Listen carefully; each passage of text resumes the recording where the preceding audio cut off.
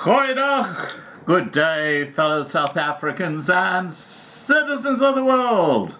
Well, in this video, I just want to concentrate and follow up on what I said a few days ago, that the G20 would be the tipping point for the end of the ANC, and in particular, one President Cyril Ramaphosa.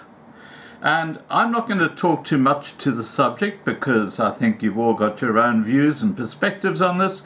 What I'm going to do is play a few clips from the G20, which is largely Ramaphosa speaking. And I want to draw to your attention the first introductory speech that Ramaphosa made, where he basically looks very downcast, very reserved, not his normal jovial stuff saying, "Hello family." Remember those days during COVID where he promised that there would never be a mandate, that people would never be forced to take the vaccine, but, sorry, not the vaccine, the mRNA gene altering technology. Well, how things have changed, how the worm has turned. Here come those little clips, and yeah, quite tragic, because clearly, as I said in the earlier video, this is the end of the ANC. There were 5 countries that never sent their leaders there, starting off with the US, second greatest economy, China, then you had Russia. Now remember that Russia and China are BRICS countries, okay? That's Brazil, Russia, India, China, South Africa. And 2 out of 5 didn't send their leaders to attend the G20 conference in South Africa, which is unheard of. Clearly, they have no respect for the ANC or Ramaphosa. As I say, the G20 to me is the tipping point. So anyway, here come a few clips, a few observations about the G20 and why it went terribly sour. Even though the applause and the adoration given by people like that Ursula von der Leyen from the EU, you know, the one who's like a little snake in the grass who was never elected. She was appointed, and she's obviously tied up with the New World Order in a big way. And people like the new president of Brazil, who's basically got Bolsonaro, who was the earlier president, who lost through a completely, that election just a year ago. He was such a popular guy, but now he's under arrest by this new guy because he doesn't want him in the picture at all. We live in a strange world, don't we? Here come those clips. Please remember to register on this new Loving Life channel. Please like this video, please share this video, and above all, do not get any digital ID. Take care.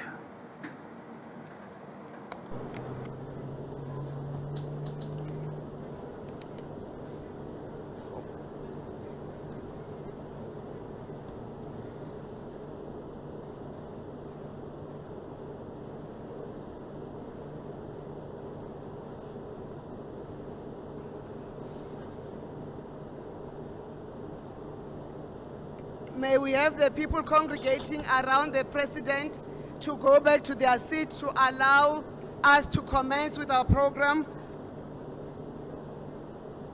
Can we all stand at attention? We request the gentlemen to take off their hats for the singing of the national anthem of South Africa and also the AU anthem. May we all be at attention. Snare, over to you.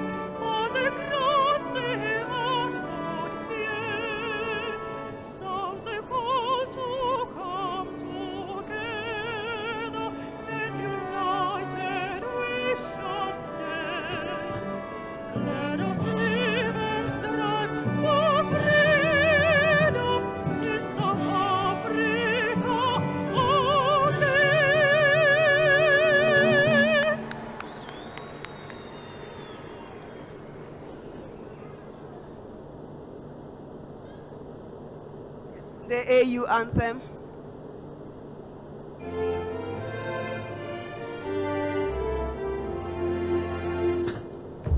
Let us all unite and celebrate together the victories won for our liberation. Let us dedicate ourselves to rise together to defend our liberty and unity.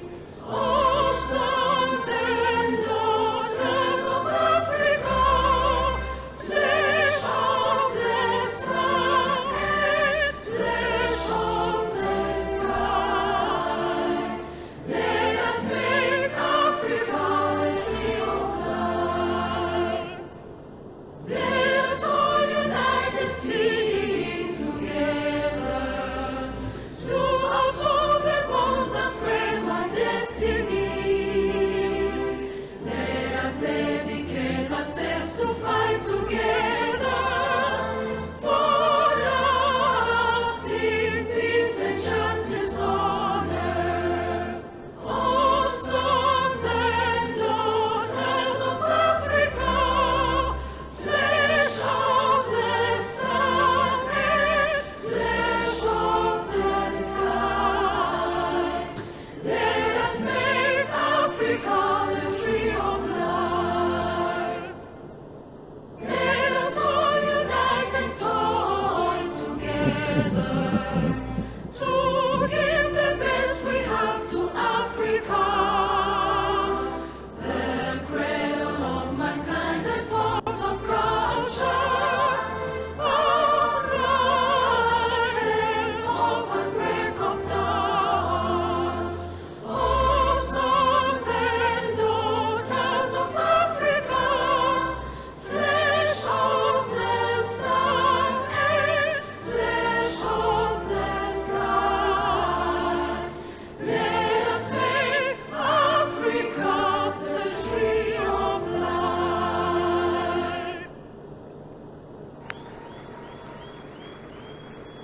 Thank you very much. You may be seated. Thank you to Snem Yango, our soloist.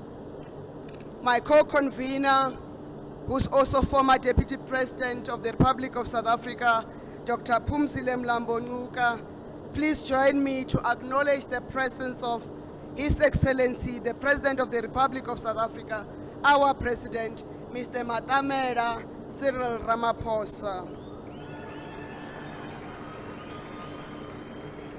Also acknowledge the presence of Her Excellency, Madame Nados Bekele Thomas, the CEO of Oden Nepad.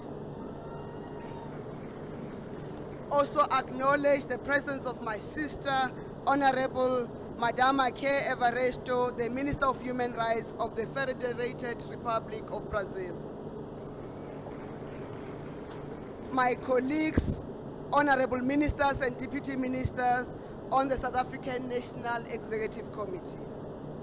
Premiers of our provinces, I've seen Premier of KwaZulu-Natal, Premier Tamin Tuli, Honorable.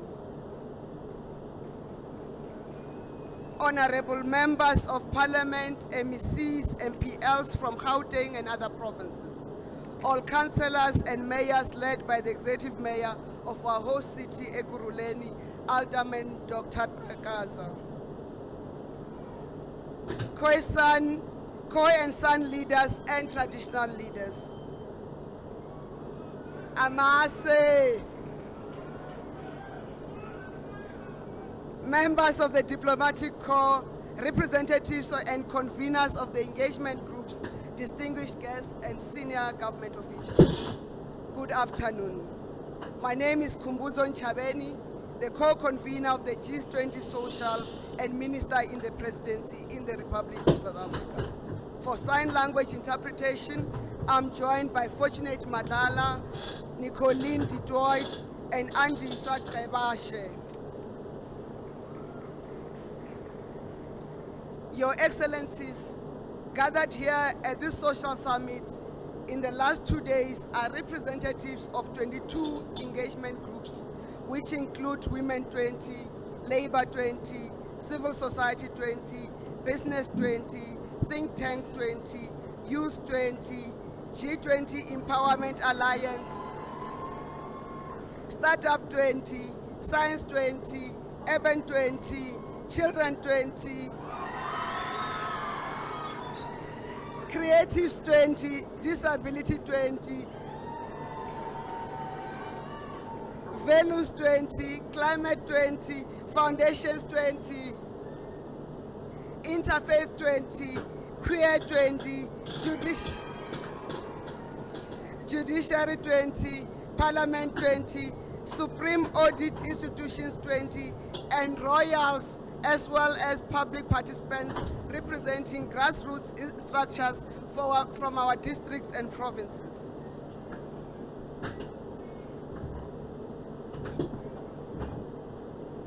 I'll acknowledge the other 20s as we run along with the program. To prepare for this social summit and build consensus on the G20 social legacy projects and the declaration, the engagement groups held a total of over 100 preparatory meetings over a period of 12 months. Let's clap hands for ourselves.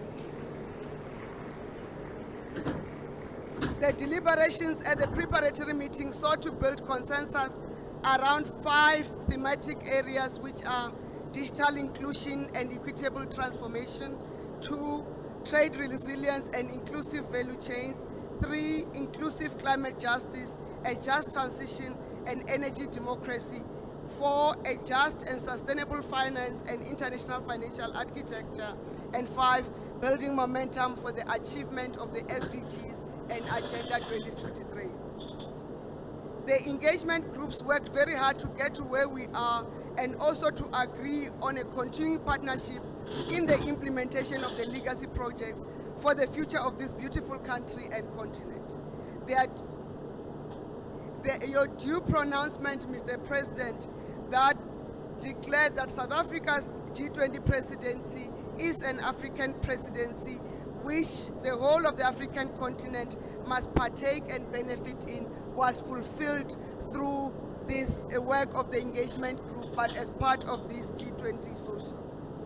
When we started South Africa's G20 presidency, Your Excellency, Mr. President, you also instructed us to be inclusive, and we have done exactly that as we accommodated additional engagement groups and the general public through the GCIS, which is the Government Communication and Information Systems, outreach activities, and all their inputs are included in the declaration. Therefore, Mr. President, allow me to invite representatives of the international civil society to speak to us, and I'm requesting the speakers that I have acknowledged all the distinguished guests on behalf of yourselves, and therefore request that, except for His Excellency the President, you stand on established protocols. And given that we have started an hour late, we have to keep to the allocated time. Kicking off the representation of the international civil society, I'd like to call upon Mr. Stefano Palmri, the President of the European Economic Social Committee Section for External Relations. May we put our hands together for you. Matamela Ramaphosa, His Excellency.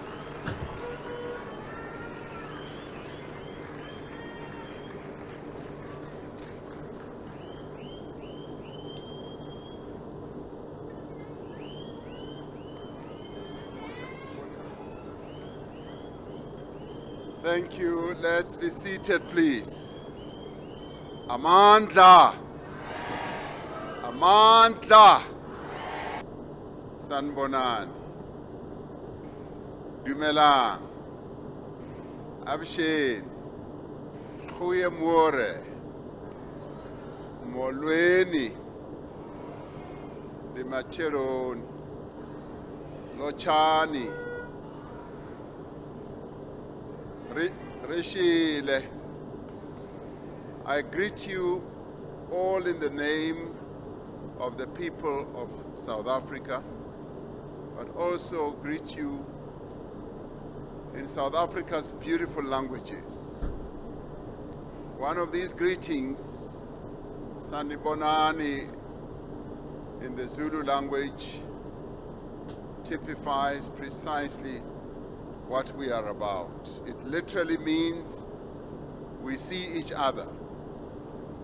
We are acknowledging the personhood, the value, and the dignity of the one that we are meeting.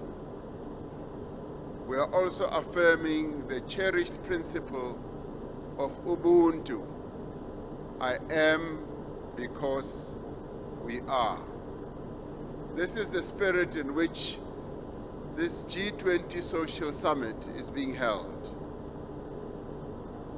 And it speaks very loudly to the proverb that we have on the African continent, that if you want to go fast anywhere, go alone.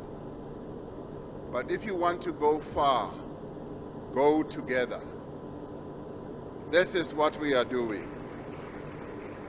There are some who have dubbed what we are doing through the G20 summit by holding a number of other G meetings, which I'll speak about in a little while, that we are having a G100, a G1000, and that is true. We are having a G1,000,000 because we are about inclusiveness, bringing people together, and this summit is possibly the best of all the G summits that we are going to have. We have received notice from the United States, a notice which we are still in discussions with them over, about a change of mind about participating in one shape, form, or other in the summit. So the discussions are still ongoing. I saw the South African president running his mouth a little bit against the United States and the president of the United States earlier today, and that language is not appreciated by the president or his team. The ambassador or the representative of the embassy in South Africa is simply there to recognize that the United States will be the host of the G20. They are receiving that send-off at the end of the event. They are not there to participate in official talks.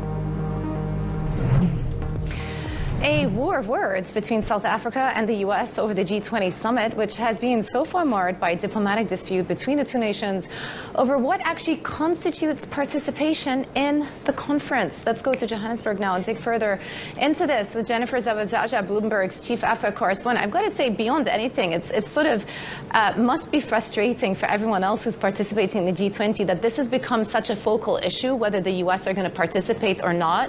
What went down overnight, Jen? Right, Jumana. We were actually in the room there when President Ramaphosa was speaking, and he was speaking alongside European Union leaders, including Ursula von der Leyen. And we were quite surprised, as he also told us, that it seemed as if some of the claims that he was making was that the U.S. was, in fact, indicating that they wanted to participate in some fashion. Most of the reporting has been centered around the fact, as Caroline Levitt was stating there, that there would be some sort of representative from the U.S. to take the baton, as it were, for the G20 next year, which, of course, the U.S. is hosting. But as you were mentioning there, Jumana, there's really quite a bit of confusion because many people had sort of moved on. It seemed like many people had moved on from the fact that the U.S.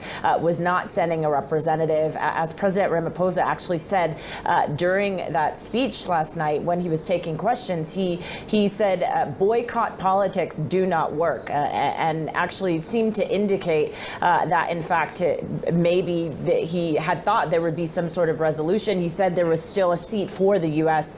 For these negotiations, but still many leaders have indicated to us that they want to at least try to move forward in some fashion and not make this about people or nations that are not necessarily in the room anymore. So the big question really that we're trying to figure out is what sort of representation representation will the U.S. have here, if at all? And really, what does this then mean again for any sort of declaration at the end of the summit? As we mentioned earlier this week on the show, the U.S. was quite direct in their direction and communication, telling South Africa not to declare any sort of a joint declaration at the end of this because the U.S. is not present. So the question is, what, if anything, is going to come out of this summit?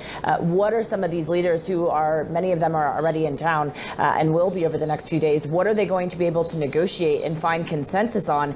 And then really, what does this mean for the next G20, which of course will be in the U.S.? I'm sure that if the past 24 hours is any indication, it will be a very busy next few days, and probably we'll likely hear from both of these presidents over the next few hours and days about where relations stand between the two of them, but then also more broadly what this means for multilateralism. And just to give you an update on that, the U.S. had subsequently released a statement saying that they are not participating in the substantive elements of the G20, but rather sending the charge d'affaires, which is the most embassy delegate at the U.S. Embassy in South Africa, to receive the G20 presidency handover. President Ramaphosa's spokesperson, Vincent Mangwenya, said that the president will not hand over the G20 presidency to a charge d'affaires. Initial wake-up call for the European Union to diversify and to look for reliable partners, trusted partners, was when we had the energy crisis, and we all of a sudden realized our over-dependencies of fossil fuels from Russia, and Russia cut from one day to the next the supply of energy. You all witnessed the severe energy crisis we went through. In closing, like everything else the ANC touches, we had some horrible technical glitches because of BEE, Black Economic Empowerment, or should I say ANC economic exploitation companies that were given the job to set up things like the TV cameras, the sound, etc., etc. And of course, that is just an accident waiting to happen. And the accident did happen on the floor on the first day of the G20. Now, I'm going to play you a video clip and you'll hear there's no sound. That's not a problem on my side. It's a problem on the floor of the G20. And you'll hear Ramaphosa at the end of this silence. I've only put a little clip of it in. It actually extended for over 10 minutes. Here it comes.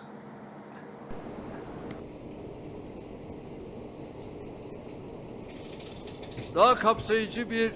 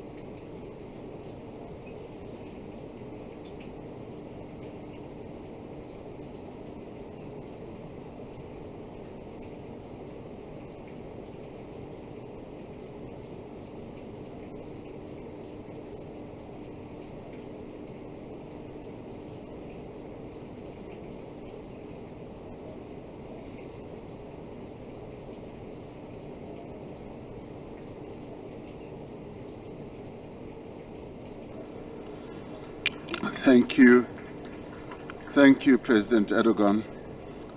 We apologize for the failure of the system there.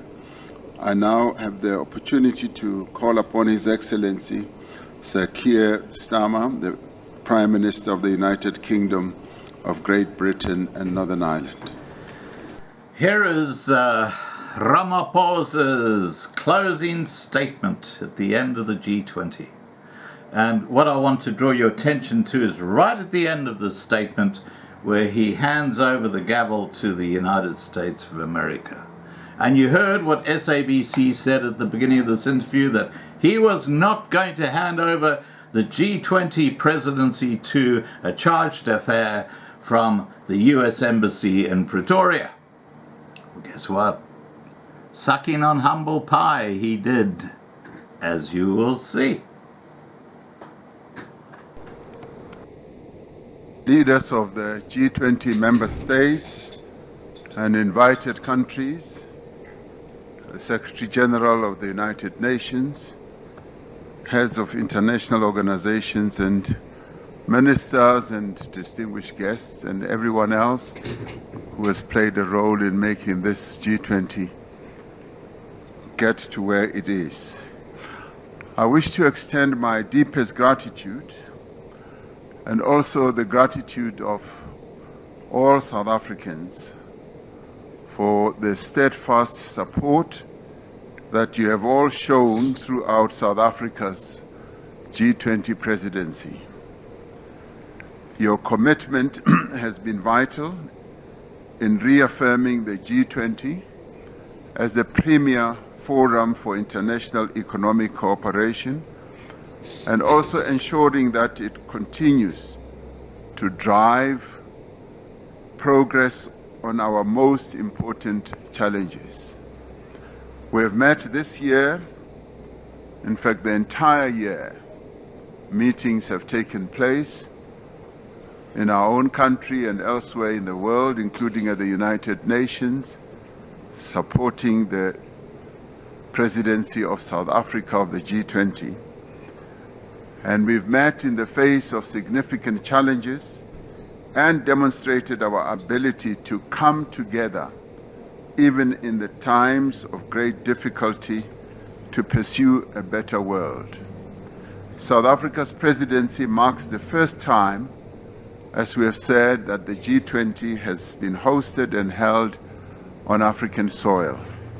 We are truly honored and humbled by that, not only as South Africans, but as Africans as a whole. Recognizing the importance of this milestone, we have sought to place Africa's growth and development interests at the heart of the G20's agenda. The greatest opportunity for prosperity in the 21st century lies in Africa. Harnessing that opportunity will require a rather strong partnership between Africa and the G20, and indeed between Africa and the rest of the world. Recognizing our interconnectedness as a global community of nations, we have called for an end to conflicts and wars around the globe and for a just and comprehensive and lasting peace. This summit has taken place at a crucial time as calls around the world grow louder for progress on the imperatives of our time, to end poverty in all its forms and ramifications, to reduce inequality within and amongst countries, and to take urgent action to combat climate change. This year, we have recognized the growing debt burden that is faced by many developing economy countries as a major obstacle to achieving the Sustainable Development Goals of the United Nations. The G20 has pledged to extend support to low and middle income countries as they confront debt vulnerabilities. Together, we must create a virtuous cycle of reduced debt, higher public investment, and more rapid and inclusive economic growth. When we become more successful, all of us, then the whole world becomes successful. When we began our presidency, we pledged to mobilize the G20 to strengthen disaster resilience and response. Climate-induced natural disasters spare no country. Disasters know no borders. But their toll is heaviest on those without the means to recover and to rebuild. We therefore called on G20 leaders to urge the global community to scale up post-disaster reconstruction. In this regard, South Africa introduced the high-level voluntary principles for investing in disaster risk reduction and encouraged international collaboration to strengthen investment in preventing and responding to disasters. We've made progress in mobilizing finance for a just energy transition. Climate change touches every nation, but it impacts on everyone unevenly. That is why we have together pledged to increase the quality and the quantity of climate finance to developing economies, to strengthen multilateral development banks, to support country platforms like the Just Energy Transition Partnership, and to unlock private capital. We reaffirmed our dedication to energy security, affordability and universal access, and the importance of supporting developing economies in their transition to low carbon emissions. We recognize the need for deep, rapid, and sustained reductions in greenhouse gas emissions and the need to substantially scale up investment and climate finance from all sources. During this summit, we reaffirmed our support for the G20 Critical Minerals Framework, a cooperative blueprint to ensure that critical minerals resources drive prosperity and sustainable development across the globe. Our presidency coincided with the end of the first cycle of the G20 presidencies. Following the mandate given to our presidency at the 2024 Rio de Janeiro summit, we undertook the G20 at 20 review, drawing on the diverse perspectives of participating members and guest countries as well. It is our hope that the recommendations of the review will serve as a helpful guide for the G20 to ensure that it remains fit for purpose in an ever-changing world. In fact, the indicative report already says that the G20's existence should continue as it serves a good purpose in giving guidance to the economic well-being of the world. At the heart of our presidency lies a conviction that the G20 must act boldly and act together to create an environment of inclusive growth, an environment of reduced inequality, an environment which will support sustainable development. South Africa has used this presidency to place the priorities of Africa and the Global South firmly at the heart of the G20 agenda. Building on the developmental agenda of previous presidencies in Indonesia, in India, and Brazil, we have prioritized the issues that matter most to developing economies. And in executing our task as the G20 president, we learned a lot from what Indonesia did, what India did, and what Brazil did. So in many ways, what we see having unfolded here was based on the foundations that those three countries of the Global South put in place. The G20 South Africa Summit Leaders' Declaration is more than words. It is a commitment to concrete actions that will improve the lives of people in every part of the world. Our agreement on a declaration during this summit demonstrates the value of the G20 as a forum that can facilitate joint action on issues of shared concern. Shared concern not only for the leaders, but shared concern for the peoples of the world.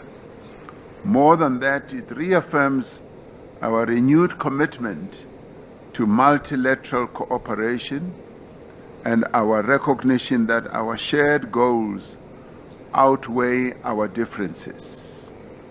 Together, we must accelerate progress towards the 2030 Sustainable Development Goals of the United Nations and the Pact for the Future.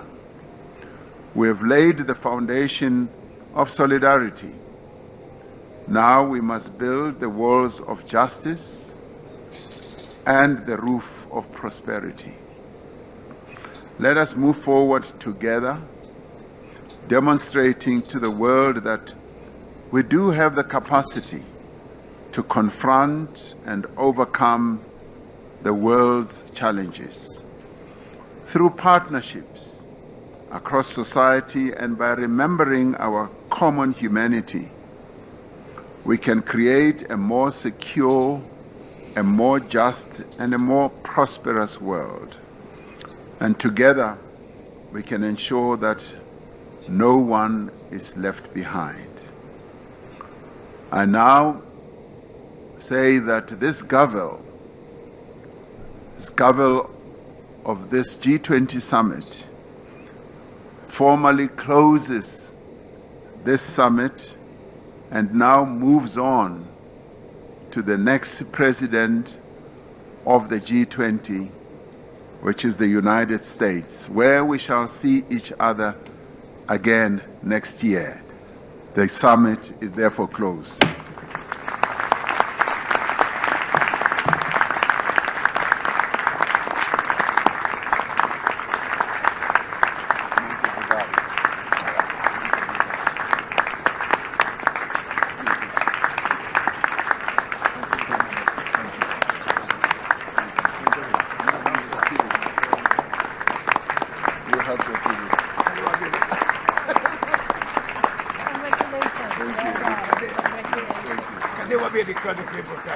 Where's the United States?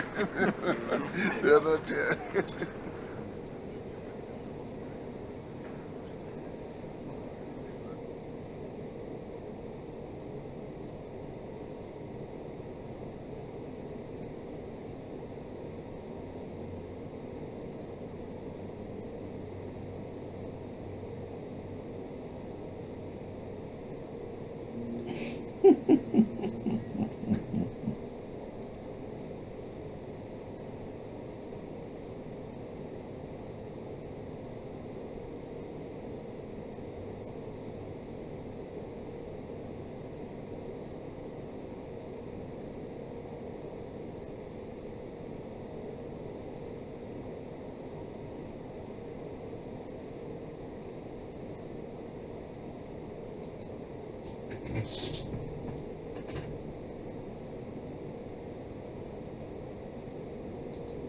That is how deep Ramaphosa's fingerprints are on this project, okay? Happy G20, where our taps are empty, parched on the daily, yet the speeches sound plenty. We love the city of gold, but stories unfold. Seems every promise cracks the moment it's told. Good luck going for a number 2. You won't find water in the loo. Everything's dry, what were we meant to do? Shouting for solutions, but they come through. Dust on the pavements, thirst in the queues. Leaders paint the sky with their colorful views. They say, stay calm, they say, it'll be fine. But a bucket and a prayer's how we live each time. Got taps running empty, we go to work in a stink, counting every drop quicker than you blink. City lights shining, but the reservoirs are on the brink. and the gap between the lines is wider than we think. Good luck going for a number 2. You won't find water in the loo. Everything's dry, what we meant to do. Shouting for solutions, but they never come through. No anthem here, just the city running dry. Every empty tap is another quiet cry. If they won't fix,